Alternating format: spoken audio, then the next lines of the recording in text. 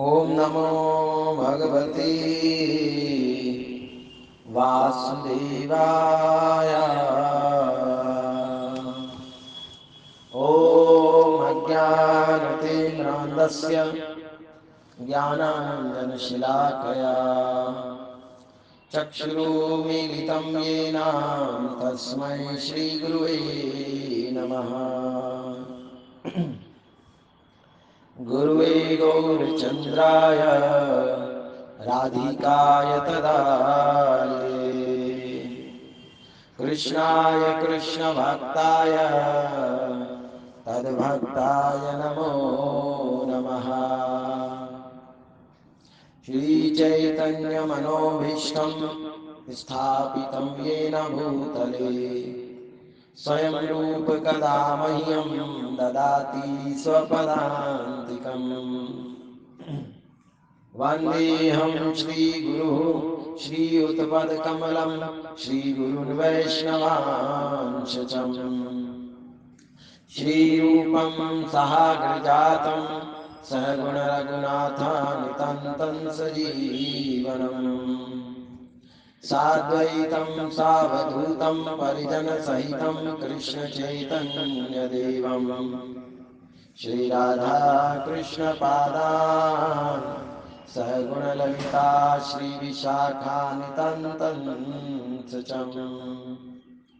हे कृष्ण करुणा सिंधु दीनबंधु जगत्पते गोपीश गोपीकान्त राधाकान्त नमोऽस्तुते।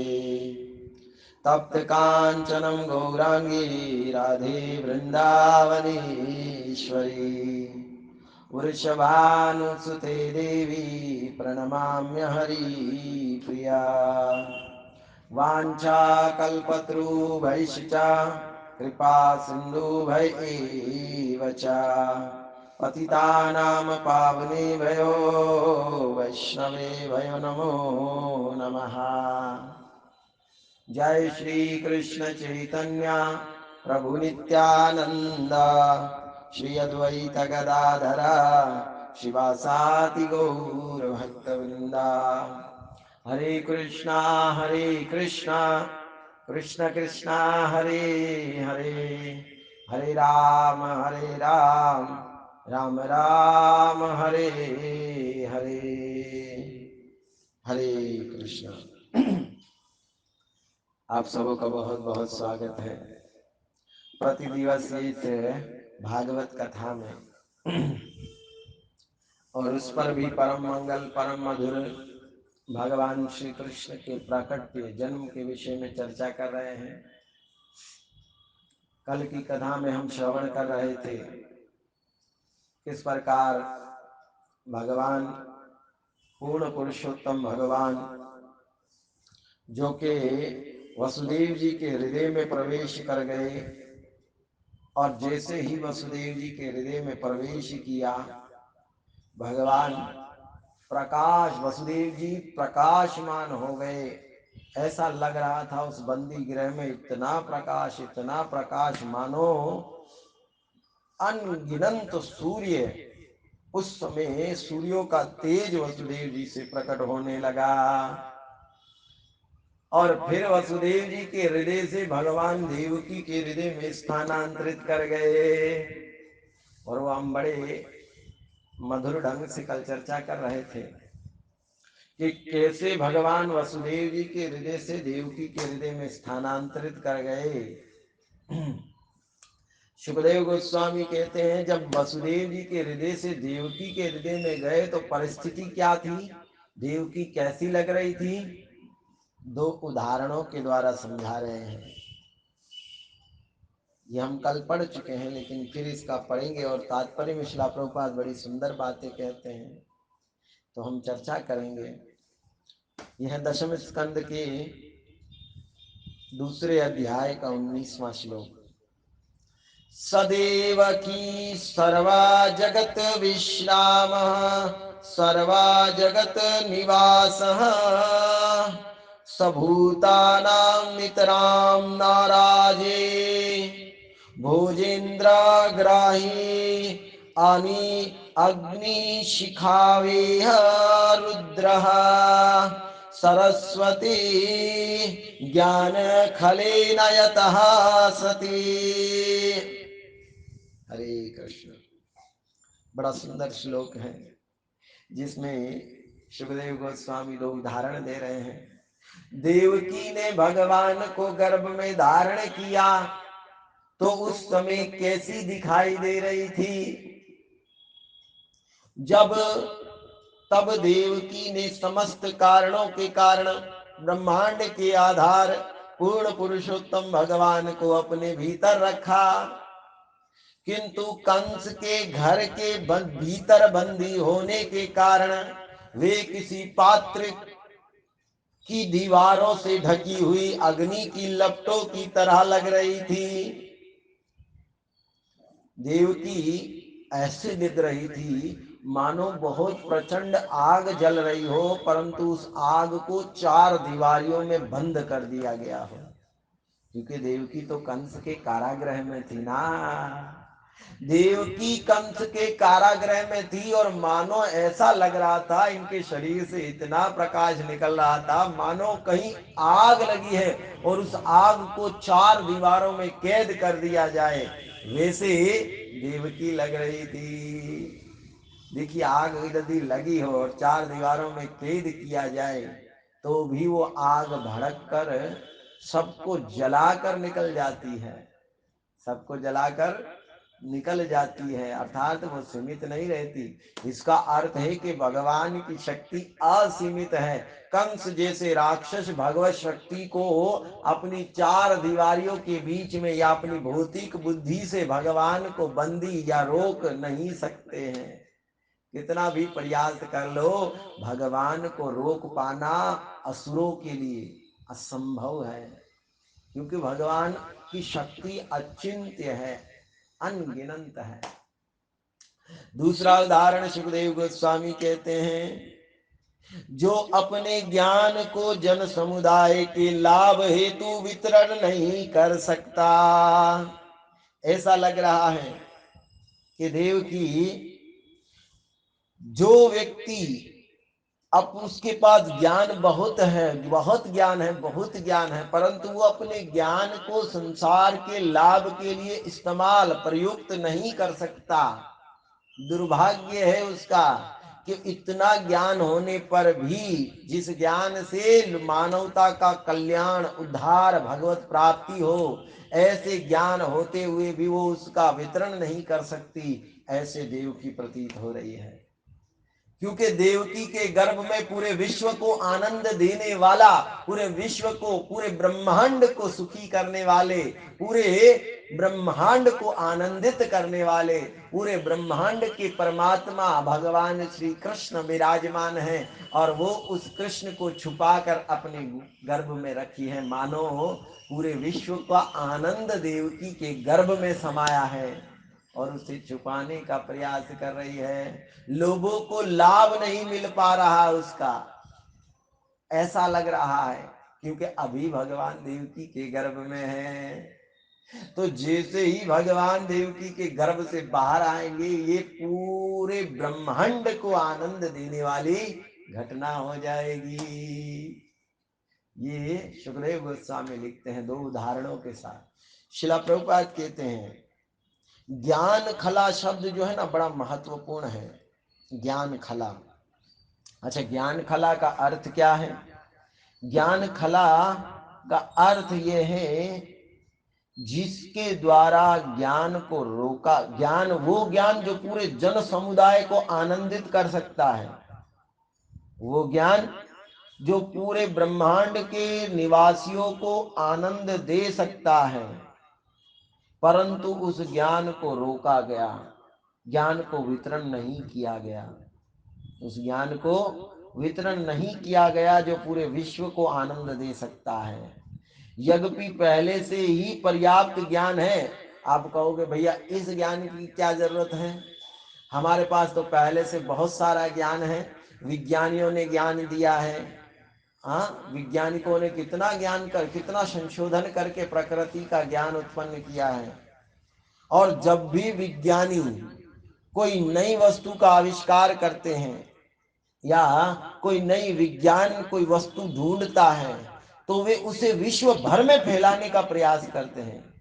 वो चाहते हैं कि पूरा विश्व उसका लाभ उठाए, पूरा विश्व उस ज्ञान का लाभ उठाए, पूरे विश्व में उस खोज को, उस रिसर्च को वो पहुंचा देना चाहते हैं। अगर वो ऐसा नहीं करे तो वो सारा ज्ञान सूख जाएगा। अगर वो ऐसा ना करे, वैज्ञानिक के उस ज्ञान को पूरे विश्व में दे लाभ, पूरे विश्व का लाभ, पूरे विश्व उस ज्ञान का लाभ उठाए, यदि वैज्ञानिक ऐसा ना करे तो वो ज्ञान सूख जाएगा और किसी के भी इस्तेमाल में, किसी को भी आनंद करने में, किसी को भी सुखी करने में उपयोग नहीं कर पाएगा। कोई भी उसका लाभ नहीं उठा पाएगा अगर वो ज्ञान ना दे तो श्रील प्रभुपाद कहते हैं भारत के पास भी भागवत गीता रूपी दिव्य ज्ञान है। भारत के पास भी भागवत गीता रूपी दिव्य ज्ञान है, परंतु दुर्भाग्य इस बात का है कि किसी न किसी कारण की वजह से भागवत का ये दिव्य ज्ञान, गीता का ये दिव्य ज्ञान पूरे विश्व में फैलाया नहीं गया। पूरे विश्व में इस भागवत गीता के ज्ञान को फैलाया नहीं गया, ये बड़ा दुर्भाग्य है। जबकि ये ज्ञान पूरी मानवता का कल्याण, लाभ और आनंद पहुंचाने वाला है, पूरी मानवता के लिए है।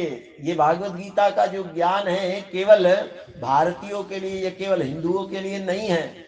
ये भागवत गीता का दिव्य ज्ञान पूरी मानवता के कल्याण के लिए है और सच में पूरी मानवता का कल्याण, लाभावांतर, सुखी, आनंद प्राप्त करती यदि भारतीय व्यक्ति इस ज्ञान को पूरे विश्व में फैला देते, परंतु ऐसा नहीं किया। और इसीलिए इस दायित्व को, इस जिम्मेदारी को भगवान श्री कृष्ण ने स्वयं वहन किया। स्वयं भगवान आए, कृष्ण जो चैतन्य महाप्रभु बनकर आए और चैतन्य महाप्रभु के रूप में उन्होंने पूरे विश्व में, पूरे भारतीयों को यह आदेश दिया, पूरे भारतीयों को यह आदेश दिया कि वे भागवत गीता के ज्ञान को पूरे विश्व में फैला दें, भागवत गीता के ज्ञान को पूरे विश्व में फैलाएं। हर एक व्यक्ति, हर एक मानव जिन्होंने मनुष्य शरीर धारण किया है उन सब तक ये भागवत गीता का ज्ञान फैलाए। चैतन्य चरितामृत में कहा है महाप्रभु ने, यार देख तारे कहे कृष्णोपदेश, अमारा ज्ञा होए गुरु होया तारो ये देश। ये भागवत और भागवत गीता, श्रीमद् भागवतम और भागवत गीता का जो ज्ञान है, दिव्य ज्ञान, जिसमें भगवान के आदेश भरे हुए हैं, तो मनुष्य को चाहिए उन आदेशों का पालन करे और इस आदेश को पूरे विश्व में गुरु बनकर फैला दे। पूरे विश्व में भागवत गीता और श्रीमद् भागवतम जैसे ग्रंथों में भगवान के आदेशों को पूरे विश्व तक फैलाए। ये भारतीयों के ऊपर दायित्व है, जिम्मेदारी है जो कि भगवान ने दी है। हमारे पास दिव्य ज्ञान का कोष है, खजाना है, जो कि पूरे विश्व को लाभावांतरित, आनंदित, सुखी बना सकता है और हमने उस दिव्य ज्ञान को नहीं वितरण किया। इसी कारण भारत भी पिछड़े देशों में आ गया। अपने दिव्य ज्ञान, अपने भारतीय संस्कृति, अपने गीता ज्ञान को छोड़ने के कारण, यदि हम इस दिव्य ज्ञान को जन समुदाय तक पहुंचाते और अपने कर्तव्यों को ठीक ठीक तरह से निभाते तो भागवत गीता का ज्ञान पूरे विश्व को आनंदित कर देता, पूरे विश्व को आनंदित कर देता, सुखी कर देता। परंतु हमने अपने दायित्व को नहीं निभाया, इसीलिए अब वो ज्ञान यथारूप में बिना किसी प्रयास के कृष्ण भावना अमृत आंदोलन कार्य कर रही है। चैतन्य महाप्रभु के अनुयायी, गौड़ देश के भगवान श्री चैतन्य महाप्रभु के अनुयायी उन्होंने इस दायित्व को वहन किया, ग्रहण किया और अंतर्राष्ट्रीय कृष्ण भावना अमृत संघ के संस्थापक आचार्य एसी भक्ति वेदांत स्वामी शिला प्रभुपाद के द्वारा पूरे विश्व में ये कृष्ण भावना अमृत ज्ञान यथार्थ रूप में फैलाया जा रहा है। यथार्थ रूप में पूरे विश्व में इस कृष्ण भक्ति का प्रसार प्रचार हो रहा है। तो ये प्रसार प्रसार हो रहा है, यद्यपि इससे पूरे विश्व पूर्व की भागवत गीता के ज्ञान का वितरण करने के प्रयास हुए हैं। हाँ, कृष्ण भावना अमृत से पहले भी बहुत सारे लोगों ने प्रयास किया होगा। क्या प्रयास किया होगा? इस ज्ञान को पश्चिमी देशों में पहुंचाने का प्रयास किया है, निसंदेह किया है, परंतु उन लोगों ने समझौता किया। किससे समझौता किया? इन लोगों ने अपने संसार की विकृत सोच से समझौता किया और इतना ही नहीं, संसारी ज्ञान से समझौता किया। अर्थात जो भगवान ने दिया उसे यथार्थ रूप एज इट इज नहीं दिया, समझौता किया। इंद्रिय भोग से समझौता, संसारी सुख से समझौता किया, इंद्रिय भोग से समझौता किया और जिसका परिणाम ये हुआ कि भारत विदेशियों में, पश्चिम देशों में इसको ग्रहण नहीं किया गया। निस्वार्थपन के प्रेम को बांटा नहीं गया, उसमें समझौता करके इंद्रिय भोग को, संसार के सुख को मिला दिया गया, जिसके कारण परिणाम ये हुआ कि किसी ने भी इस गीता को स्वीकार नहीं किया। यदि यथारूप ज्ञान दिया होता तो निश्चित रूप से वो पूरे मानवता का कल्याण, उन मानवता को आनंदित और मानवता को सुखी बना देता, परंतु ऐसा प्रयास नहीं किया गया। और अब कृष्ण भावनामृत आंदोलन बड़े जोर शोर से यथार्थ रूप जैसे भगवान ने दिया वैसे ही इस ज्ञान को प्रस्तुत कर रहा है।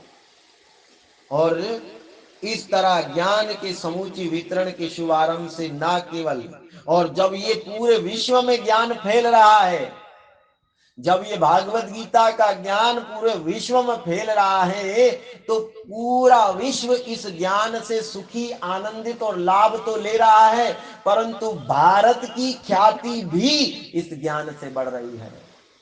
देखिए शिला प्रभुपाद कह रहे हैं, बड़ा सुंदर और मार्मिक विषय कह रहे हैं। केवल इस ज्ञान से पूरे विश्व के मानव लाभावांतर, सुखी, आनंदित तो हो ही रहे हैं, परंतु भारत की ख्याति भी बढ़ रही है, क्योंकि भारतीयों के द्वारा ही इस ज्ञान का वितरण हुआ, इसीलिए भारतों की ख्याति बढ़ रही है। ये बहुत सुंदर बात है। एक मर्तबा प्रबोधानंद सरस्वती महाराज बता रहे थे, जब वो इंग्लैंड में थे और इंग्लैंड में रथ यात्रा चल रही थी, तो आपको पता है जब रथ यात्रा होती है तो रथ यात्रा के पहले वहां के जो राजा होते हैं वो झाड़ू लगाते हैं। तो वहां के लंदन के जो मेयर थे, लंदन के मेयर आए हुए थे और भगवान जगन्नाथ के रथ के आगे झाड़ू लगा रहे थे और पीछे पीछे जगन्नाथ जी चल रहे थे।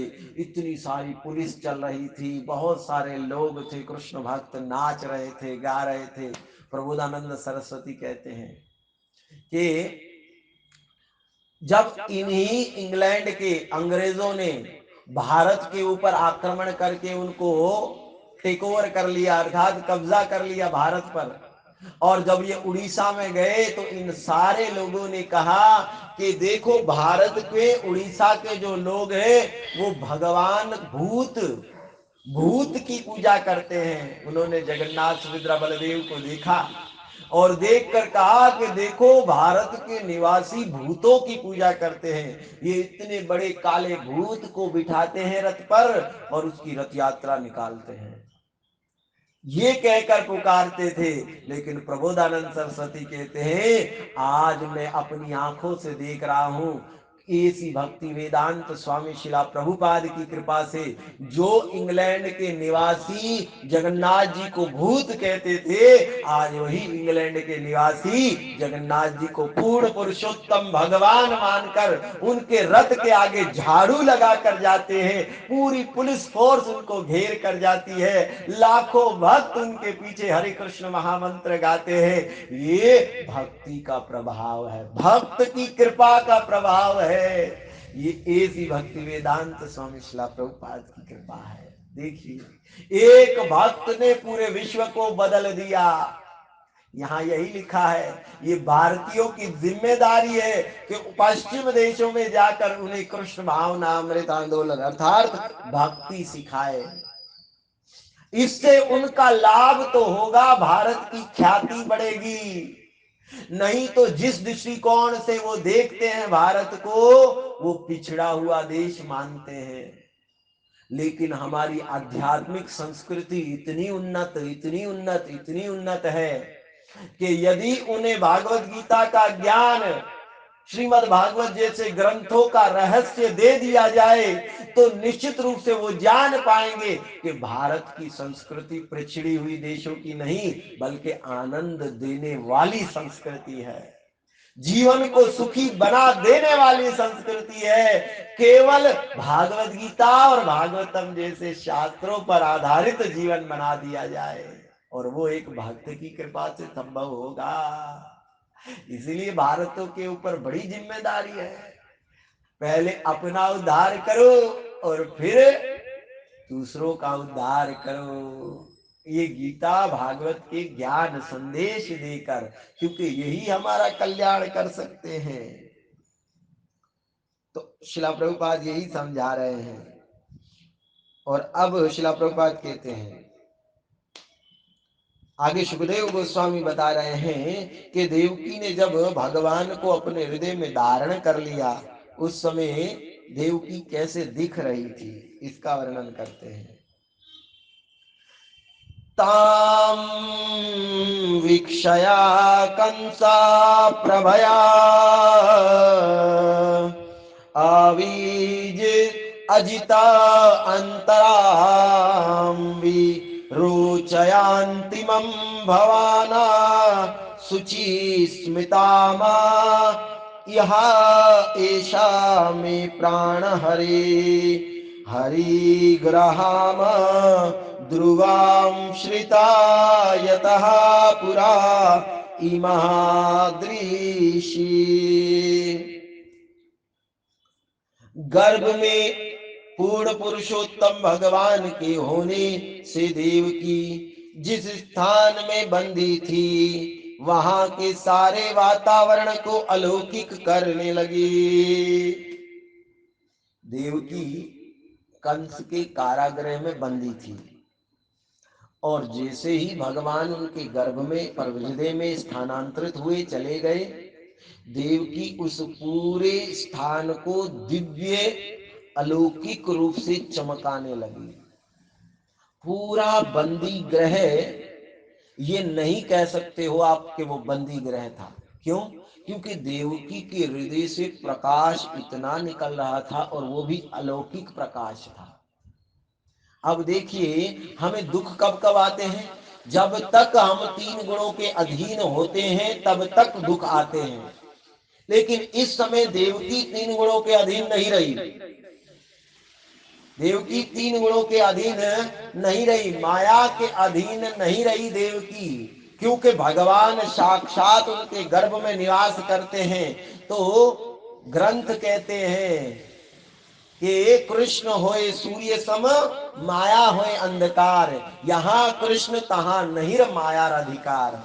माया अर्थात 3 गुणों में ही माया। जहां मेरे प्रभु गोविंद विराजमान है, वहां 3 गुणों में ही माया नहीं रहती। और माया नहीं रही तो इसका अर्थ है अज्ञान नहीं रहा। अज्ञान नहीं रहा, लोभ नहीं रहा, काम क्रोध मोह मद मत्सर कुछ नहीं रहा। तो फिर क्या होता है वहां पर? केवल आनंद ही प्रेजेंट होता है।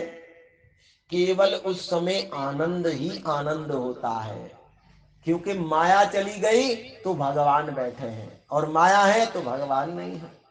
और जहां माया तहां नहीं, जहां कृष्ण तहां नहीं माया अधिकार, जहां भगवान कृष्ण है वहां माया का अधिकार नहीं है। तो अब देवकी के हृदय से भगवान प्रवेश हुए हैं, उस समय अंधकार भी चला गया, अविद्या भी चली गई और तीन गुणों का पर्दा भी नहीं रहा, माया भी नहीं रही। और इसके कारण देवकी दिव्य अलौकिक रूप से जगमगाने लगी। और उसे प्रसन्न देख कर तथा हसमुख देख कर कंस ने सोचा, और जब ये प्रकाश चमक रहा था, सारे सिपाहियों ने देखा, सैनिकों ने देखा, अरे देवकी इतनी चमक रही है, देवकी के चेहरे पर मुस्कुराहट है, आनंद है, सुखी है देवकी। क्योंकि क्यों ना हो सुखी, भगवान को जो धारण किया है, भगवान जो गर्भ में है, सुखी क्यों ना हो, अवश्य सुखी थी देवकी, आनंदित थी। और ये भी भूल गई कि मेरे पुत्रों का वध हुआ है, क्योंकि इस समय आनंद की कोई सीमा नहीं थी। सैनिकों ने जाकर कंस को सूचना दे दी, देवकी बहुत चमक रही है और हंस रही है, प्रसन्न है। कंस ने आकर देखा, अरे देवकी इतनी प्रसन्न है, इस तरह से हंस रही है, हो ना हो इसके भीतर पूर्ण पुरुषोत्तम भगवान विष्णु मेरा वध करने के लिए प्रवेश कर गए हैं। ऐसा लग रहा है भगवान देवकी के हृदय में मुझे मारने के लिए प्रवेश कर गए हैं। क्योंकि देवकी इससे पहले इतनी प्रसन्न और इतनी तेजस्वी कभी नहीं थी। मैंने अब तक देवकी को इतना प्रसन्न और इतना चमकते हुए नहीं देखा, इतना प्रकाश उसके शरीर से निकल रहा नहीं देखा। कैसे देखते भैया, जिसके 6 पुत्र मारे गए हो, 7वां पुत्र छोड़कर चला गया हो, उस स्त्री की क्या स्थिति होगी, वो कैसे हंस सकती है, वो कैसे सुखी होगी। वो तभी सुखी होगी जब अनंत कोटि ब्रह्मांड के नाथ पूर्ण पुरुषोत्तम भगवान श्री कृष्ण उसके गर्भ में प्रवेश कर गए। आज भगवान देवकी के गर्भ में प्रवेश कर गए, जिसका परिणाम ये हुआ कि देवकी प्रसन्न हो गई, सुखी हो गई, आनंदित हो गई। और कंस ये सारी देख रहा है, मेरी बहन इतनी प्रसन्न, इतनी सुखी, इतनी आनंदित है, आखिर क्या कारण है। मुझे ऐसा लग रहा है कि भगवान इसके गर्भ में प्रवेश कर गए और वो मुझे मार डालेंगे। अब कंस को चिंता होने लगी।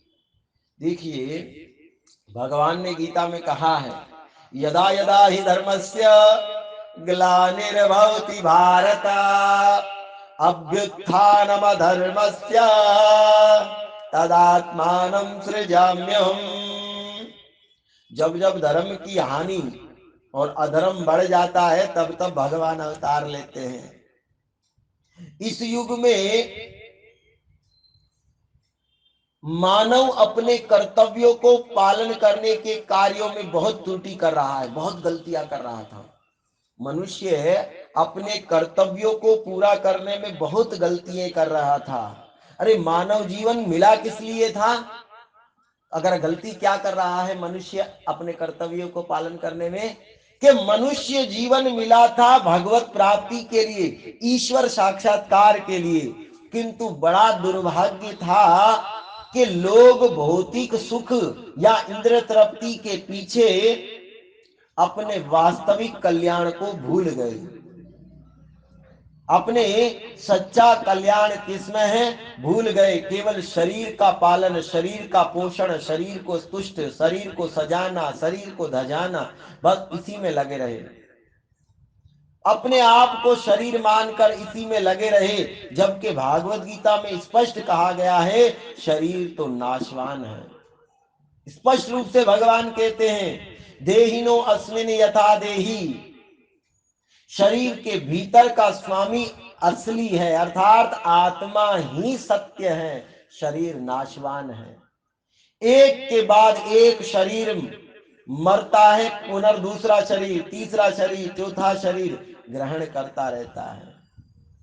तो मानवता का तो सही कारण, सही लक्ष्य तो ये था भगवत प्राप्ति, किंतु मानव समाज इतना पतित हो चुका है कि शरीर के भीतर प्राण शक्ति को समझने के बदले मनुष्य बाहरी वस्तुओं में व्यस्त रहता है। लेकिन मनुष्य समाज इतना पतित हो चुका है कि केवल शरीर की ही चिंता करता है, आत्मा की तरफ तो ध्यान ही नहीं जाता, आत्मा की तरफ तो ध्यान ही नहीं जाता। यहां तक कि अपना कर्तव्य जो कि भगवान को प्राप्त करना, उसमें भी उसे भी नहीं निभाता।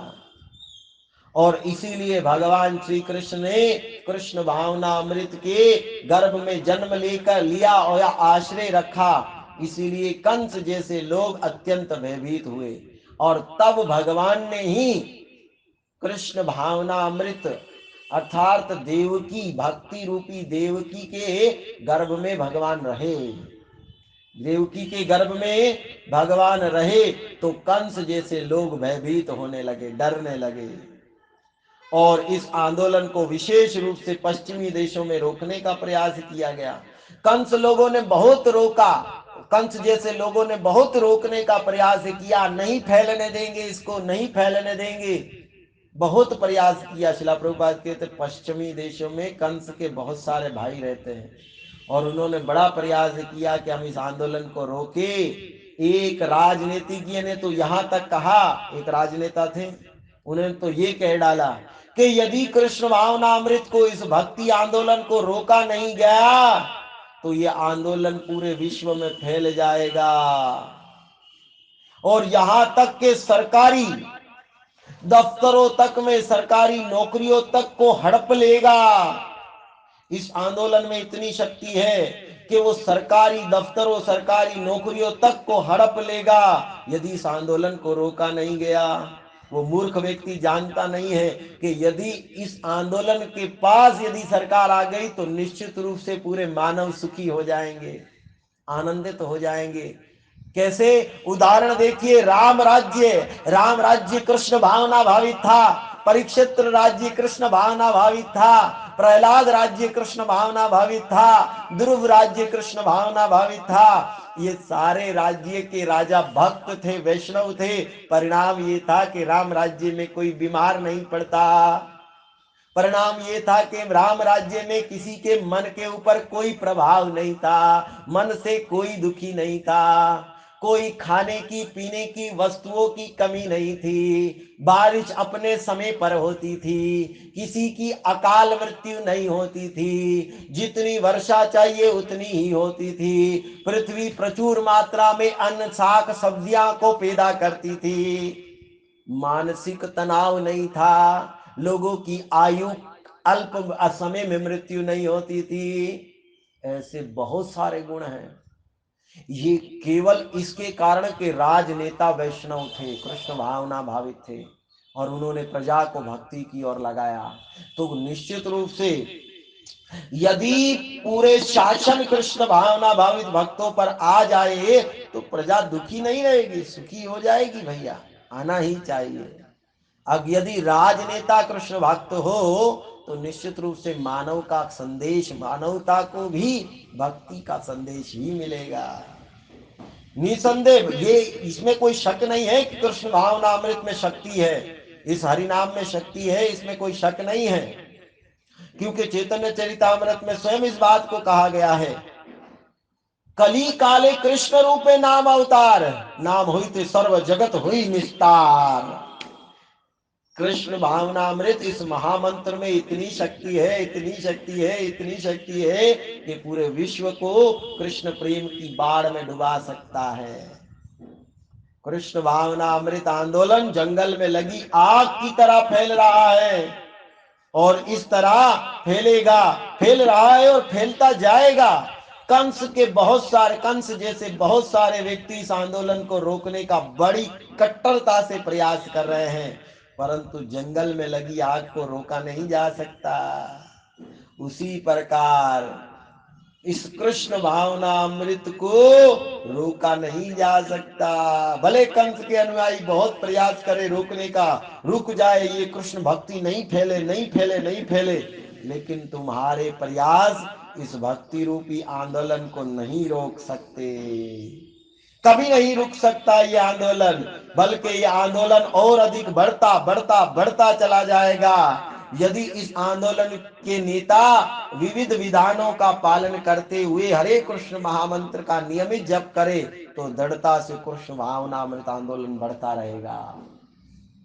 यदि इस आंदोलन के जो नेता हैं वो नियमित रूप से हरे कृष्ण महामंत्र का जप करे, विधि विधानों का पालन करे, तो ये भक्ति मार्ग रुकेगा नहीं, बढ़ता बढ़ता और बढ़ता चला जाएगा। यह है कृष्ण भावनामृत आंदोलन।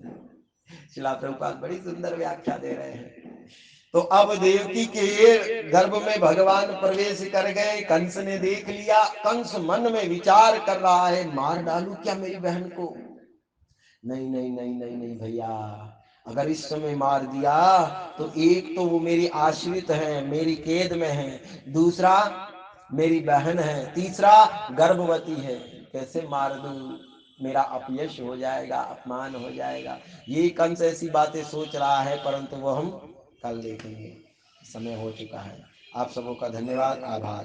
ग्रंथराज श्रीमद् भागवतम की जय।